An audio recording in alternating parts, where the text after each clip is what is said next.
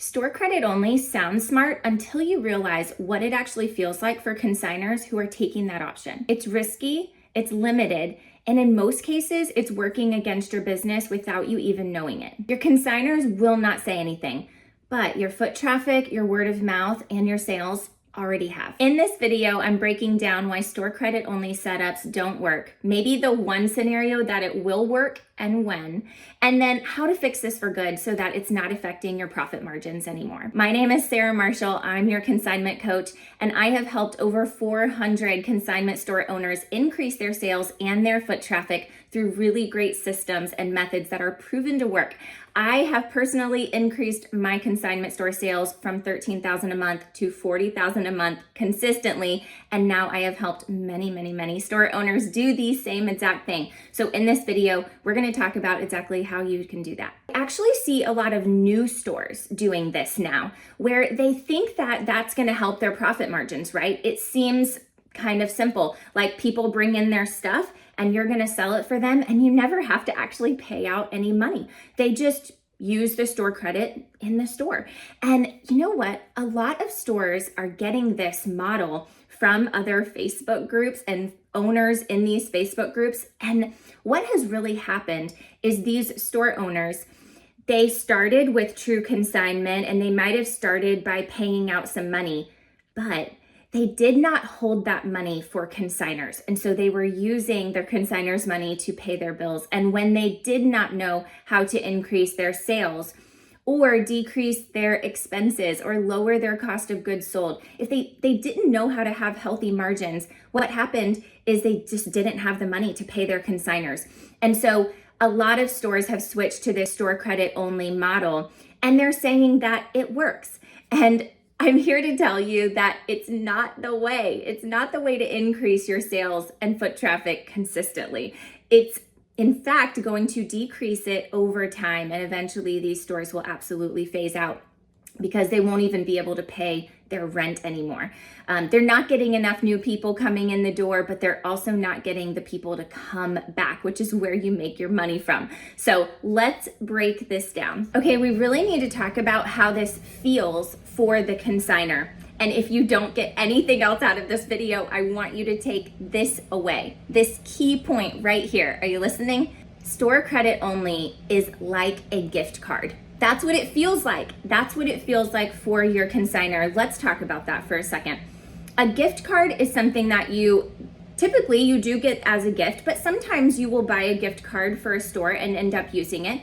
It's like prepaid money. It's like you're spending your money in this store and you're pre-buying the items. That's all it is. It's money that you're like, I know that it's locked in this store. I can't spend it anywhere else. And the only other retail model out there that is like this is consignment stores. We're the only ones who try to mimic this theory in the retail world.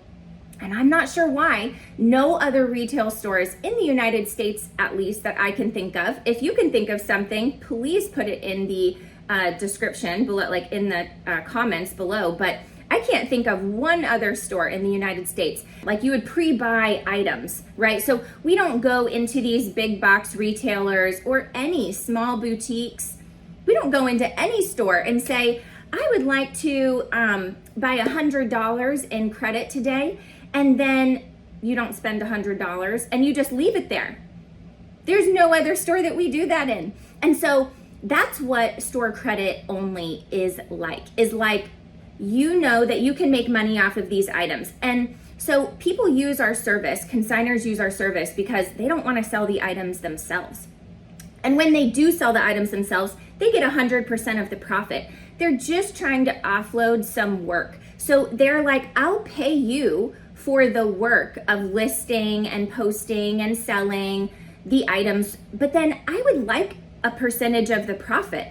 And if they didn't want a percentage of the profit, they would go drop it off at a nonprofit retailer that doesn't give them money for their items, right? So if you're the only consignment store in the area, or the other consignment stores in the area do this as well, it feels like the only option to them. So they're kind of stuck in a hard place where they're like, I don't necessarily want to make nothing off of it, but I guess that store credit only would be better than nothing.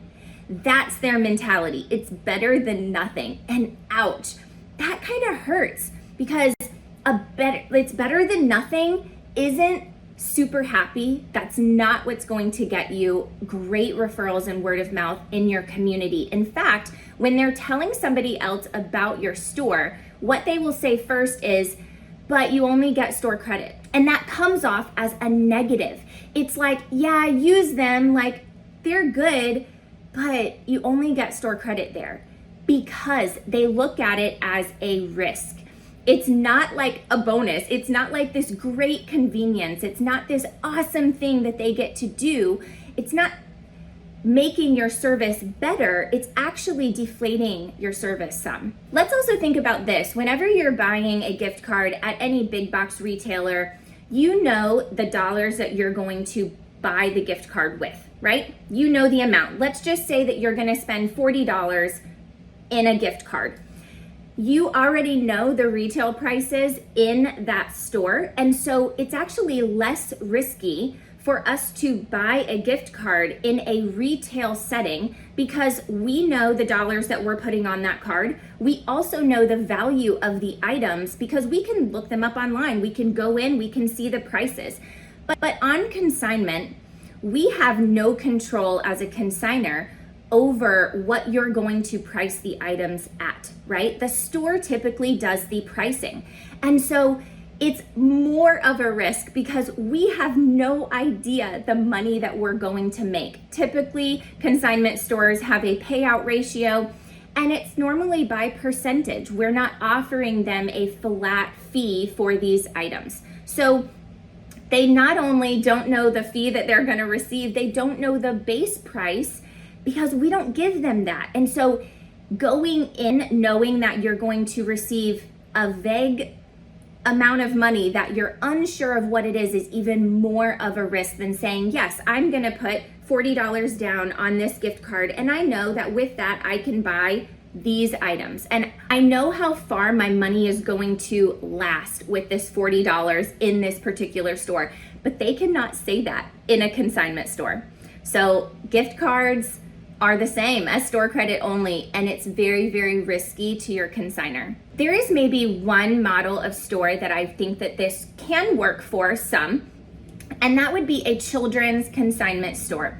Now, I'm going to talk about the pros and cons here and kind of why I think that this works for a children's consignment store. I don't think that this model works at all for women's consignment or everything consignment stores that take home decor, furniture, kitchen, bathroom, all of the things, right? But for children's, let's just think about this. When children are small, if you've ever had kids, man, they grow out of clothes so quickly.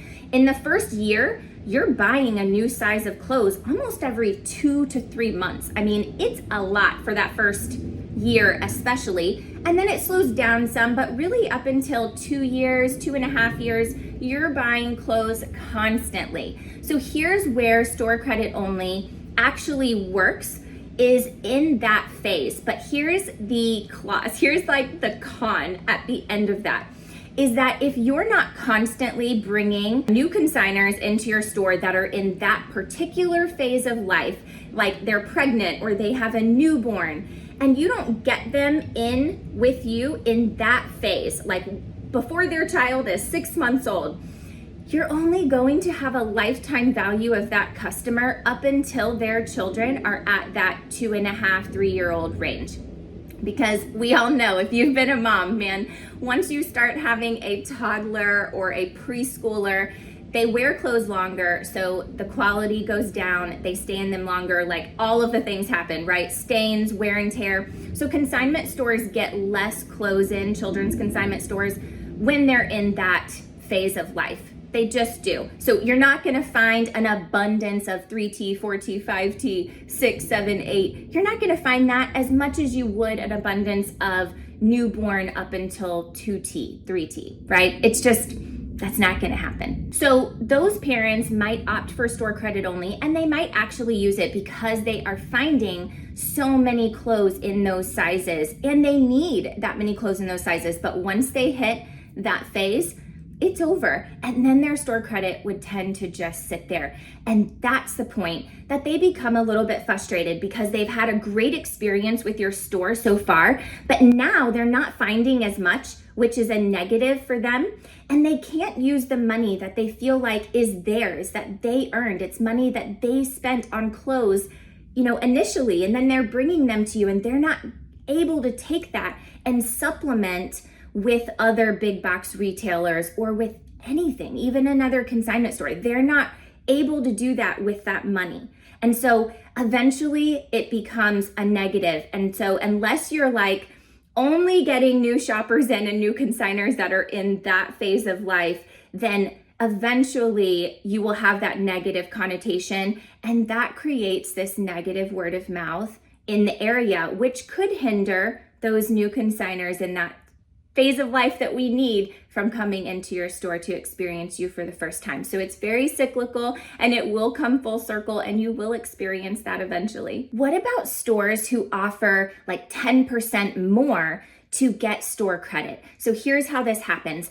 Consignors bring in their consignment for the first time, they're setting up their account, and the store owner says something like this: yep, you can receive this if you would like a payout in cash eventually, or I can pay you 10% more if you choose store credit only. Now that puts the consignor in a tough position. One, they've not experienced your store before.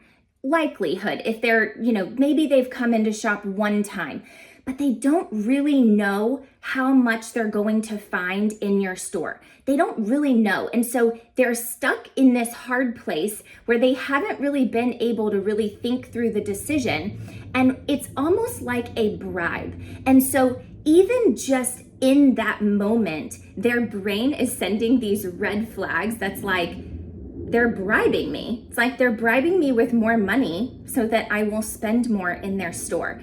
And what other retail store does that? I can't think of one single one. All this really does is like send all of these red flags to the person standing in front of you, and then they kind of ruminate on that risk factor and that icky feeling that they get after the fact. And then every time they come in to your store, it's like they're reminded of the decision that they had to make, whether they chose to make less so that they could get their money, which is weird, and if they chose to do store credit only, but they didn't find what they needed today. So either way, they're coming into your store, and without you knowing it, they are getting these red flag icky feelings every time that they come in, because we are dealing with people's money. And when we are like messing with their money and we're not giving them complete freedom of choice, they're getting the ick even if they don't say it to you out loud. They might be saying, or you might not ever hear them say, that they don't like it, but it's this feeling that they get inside that they're not necessarily able to explain or describe, and that's because there is no other store.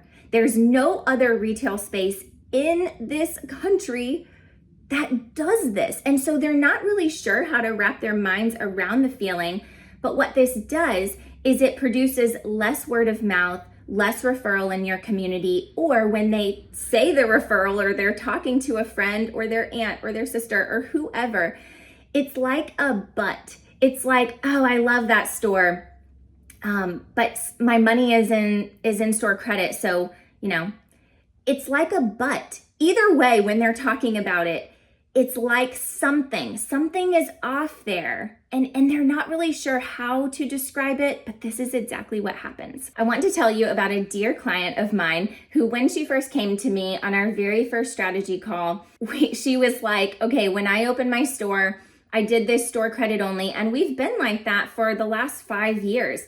She said, but here's the problem that I'm running into is that consignors will come in, they will check to see how much they have on their account right when they come in the door.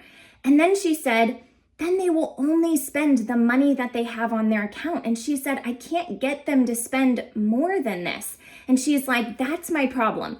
So when she first came to me, that's the only problem that she wanted to fix. She was not considering changing her model. She wanted some strategies from me on how to encourage them or get them to spend more money than was on their account. And I think I completely blew her mind when we started talking about this, but let's just think about why that is. Well, they come in and they are like checking their gift card balance. Have you ever done that? Have you ever called the number on the back of those gift cards or looked it up online and you're seeing how much do I have on this gift card? I can't think of many times that I received a gift card for a store and I went into that store or to that restaurant with that gift card balance in mind. Because we don't want to waste the money that's on the gift card. So we want to spend the money that's there, sometimes up to a penny. Like people will get very particular about how much they choose to spend because they don't want to waste the money on the gift card. But spending over seems like money that they weren't planning to spend in the first place. And so what was happening for her is people were coming in and she's like, yeah, you have $30 on your account, and they were only spending that $30. And I'm like, that's because your store, their money is like a gift card. And when I described that concept, she was like, oh yeah, I do that too. And I'm like, yes, that is how the human mind just operates when you're holding a gift card in your hand, or when you have a gift card balance to somewhere. That's just how we operate. And so that is buyer psychology, and we have to consider that when choosing this option. Even if we're also choosing a payout, if we don't give them complete freedom of choice and let them spend when they want and how they want, then we are restricting them in some kind of way. I just want to say, consignment already feels risky. They don't necessarily trust you until they've been through your process several times and they know that you're going to do what you say you're going to do. And so they don't have this trusting relationship with you. And to drop their items that they have very personal, emotional connections with off to somebody, for them to just price it however they want and sell it whenever they want, it already seems like a little bit of a risk, but they're willing to take that risk if they can receive a percentage of the profits. It seems like a better deal, even if they're unsure what's going to happen with those items, how much money they're going to make. It still seems like a better deal than just dropping them off at a nonprofit where they're going to receive nothing for it. So they take the deal. They're willing to take the risk, but as soon as we start piling those risks on, as soon as we start restricting their money, telling them how they can take their money, telling them how to spend their money, how much of the money they can spend, as soon as we start bribing them, like we're just piling on these risk and ick factors. This is how you fix it. I'm gonna make a clause here and just say, if you have been offering a tiered percentage, if you've been offering a flat payout for cash or a higher percentage for store credit, and you've been doing that for a long, long time, it's really hard to take that option away. It's not impossible, and I have effectively done this with many, many stores. It does take the right launch process. It does take the right verbiage. And so if you want help with that, please reach out to me. You can also come into Four Corners University and I will help you through the entire thing. But if you're just starting out, or if you've only been doing that for a little bit, then this is no problem. And here's what you're going to do. You're going to offer them a flat payout ratio. It doesn't have to be completely flat. It can be tiered, but we're just going to say, this is your payout. That's it. Now, I'm not going to talk about payout ratio specifically because that's a whole nother topic for a whole other video, but you're going to just offer them one payout option. And we're going to let consignors take their money anytime the store is open. Now, you can do that through many different options. We could do cash, we can do check, we can do ACH payment, we can do, cash apps. We can do all of that. In fact, I encourage you at this stage of the game to offer many different payout options, all hours, while you're open. But we also want them to come in to sign for their payout so that you are encouraging them to come back in the store. This, my friends, is going to give you freedom of choice for your consignors. They're going to feel like the very small risk that they are taking is worth it because it's their money. It's just like if they were to sell it for less of a price on their own. They get the money. They can get it anytime they want. and they can get it how they want. And there's no clause to it. There's no bribes. There's nothing that's making them feel like they have to take it, in fact. And if we're doing our due diligence and we're saving all of our consignors' money in a separate checking account, we don't have to worry about if all of our consignors came in today to get their payout, we would have the money to pay them. This makes a consignor feel confident in choosing your service. It makes them feel confident in spending more money or taking their money if they want to. And I guarantee, because what I've seen happen in way too many stores now is that when they start doing this, their consignors actually spend more than when they were offering the bribe for 10% more for store credit only option. They actually spend more. They don't take the money because they feel like there's no risk in it.